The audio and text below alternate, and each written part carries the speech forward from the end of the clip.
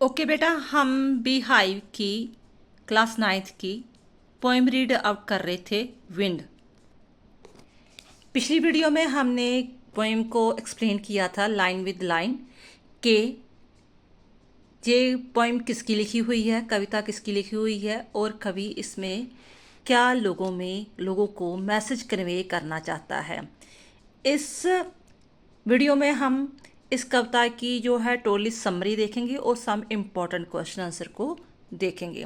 अगर आपको अच्छी तरह पोएम नहीं समझ आई तो आप दोबारा उस वीडियो को देख सकते हो। जैसे कि हमें पता है कि जो विंड पोएम है वो सुब्रमण्या भारती की लिखी हुई है, जो कि एक तमिल कवि थे, ठीक है, और एक फ्रीडम फाइटर भी रहे हुए हैं। जहां उसने मैसेज कन्वे किया है कि विंड एक बहुत ही पावरफुल एलिमेंट्स वगैरह है और ये क्या करती है कि जो कमज़ोर लोग होते हैं उसे तो वो विनोइंग कर देती है, शांत देती है, और जो स्ट्रॉन्ग पीपल होते हैं उनका ही साथ देती है। तो हमें इससे बहुत कुछ सीखना चाहिए। हमें लाइफ में कुछ भी चैलेंज आते हैं तो उसे बड़े स्ट्रॉन्ग पावर से, यानी कि मेंटली एंड फिजिकली स्ट्रॉन्ग से होकर उसे फेस करना चाहिए, फिर ही हम लाइफ को सरवाइव कर सकते हैं। नहीं तो जैसे विंड कमज़ोरों को उखेड़ देती है, इसी तरह ही जो कमज़ोर दिमाग के होते हैं या फिज़िकली कमज़ोर होते हैं वो लाइफ में आगे नहीं बढ़ पाते। तो समरी हम देखेंगे।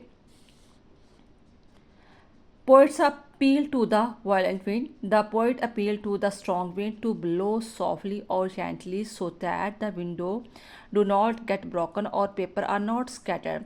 The furious winds make a mess of every arrangement. Books are thrown down the shelf. Their pages are torn. The rains follow the winds. That's way wind make fun of the weak things and person frail and delicate doors, rafters, houses, woods, humans, beings and the even weak hearts. जो point है हवा से appeal करता है बार बार कि देखो तुम ऐसे ही मेरी जो है चीज़ों को मत बिखेरो, दरवाज़ों को मत तोड़ो, छतों को मत तोड़ो, ये खिड़की को मत तोड़ो। लेकिन बार बार अपील करने के बावजूद भी जो विंड है कमज़ोर कमज़ोर चीज़ों का मजाक बनाती हुई सभी चीज़ों को इधर उधर बिखेर देती है, चीज़ों को तोड़ देती है और साथ में ही बहुत भारी बारिश भी लेकर आती है। तो ये यहाँ से मैसेज कन्वे करता है कि जो कमज़ोर लोग होते हैं वो उसके सामने ठहर नहीं पाते। फिर next, the wind destroy everything, the wind God blows. क्या कहा उसने? गॉड, विंड को गॉड बोला है। Violently and crushes everything that falls in his way. He is so willful and despotic that he listens to no appeal. The only safeguard against the blow of the wind is building strong homes, having firm doors and windows. जो wind God है वो इतनी crucially होकर चलती है कि जो उसके रास्ते में आते उससे तबाह करती जाती है। कोई उस पर अपील का असर नहीं होता। कि अगर हम लाइफ में कोशिश ही नहीं करते तो हम कहते हैं कि अपने आप ही सब कुछ ठीक हो जाएगा, जे भी हाँ बस अकेले प्रेयर ही करते जाते हैं तो कुछ भी ठीक नहीं होगा। हमें फिर से दोबारा से सरवाइव करना पड़ेगा, ठीक है ना। तो इसी में वो मैसेज कन्वे करता है कि वो जो विंड है वही मैसेज देती है रीडर्स को, जो पढ़ने वाले हैं, कि आप अपने जो होम्स है स्ट्रॉन्ग बना के रखो, अपने आप को स्ट्रॉन्ग बना के रखो, फिर ही आप दुनिया में सर्वाइव कर पाओगे। The poet prayer us to meet the challenge of life. The poet therefore calls upon us all to build up strong bodies and dusted fast heart to meet any challenge thrown by the winds or circumstances.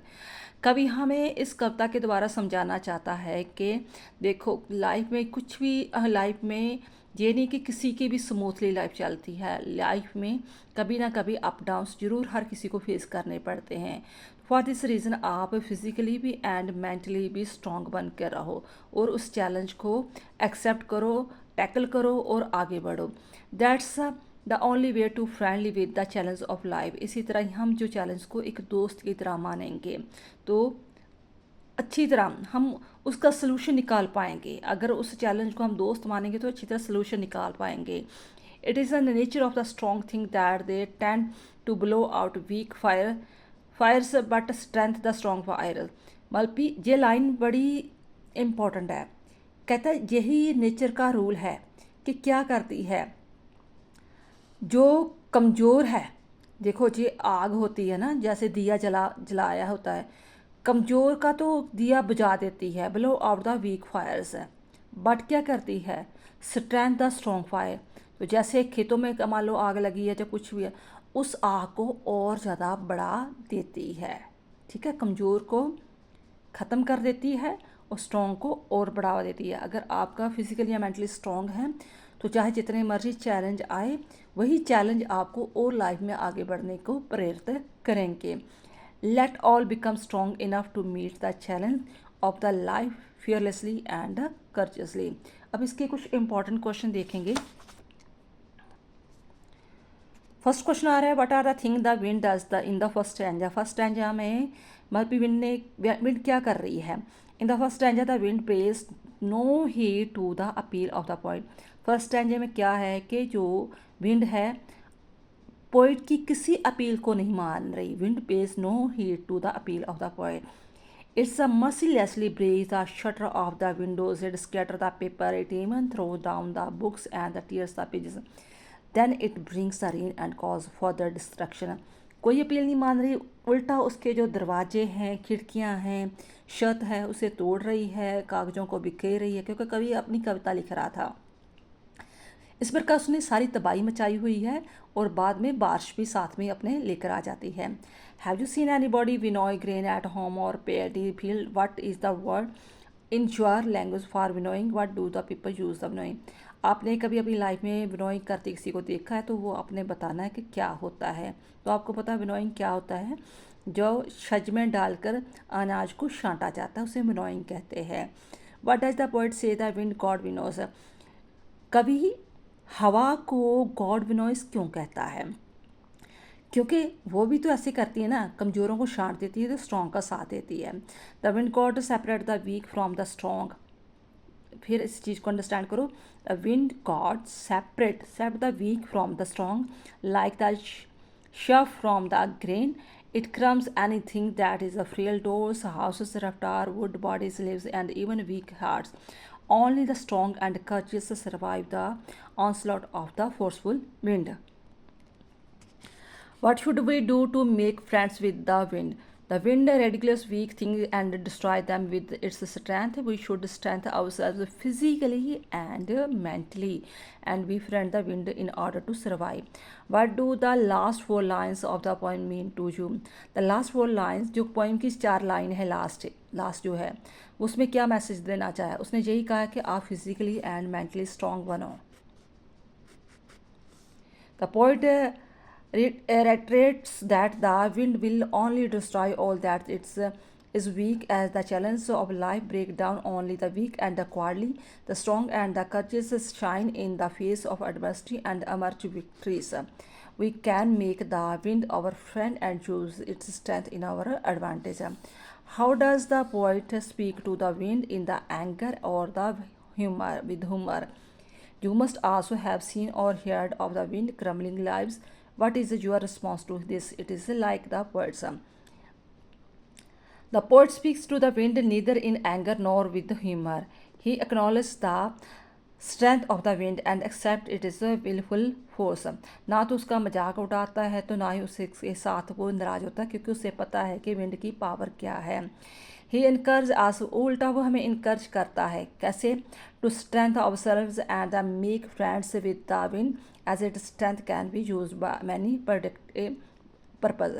आगे आप अपनी मर्जी से कोई भी answer इसे attempt कर सकते हो। जहाँ आंसर दिया है, I have seen loss of property and lives at the hands of the wind aggression, fully agree with the poet's response. Nature has to take its own course and the only way to protect ourselves is to 45 observe physically and mentally. Similar life will continue to throw the challenge in our way, and with our grit and determination we can overcome all challenge to lead the successful life. जी अपनी wording में आप answer यहाँ पर दे सकते हो।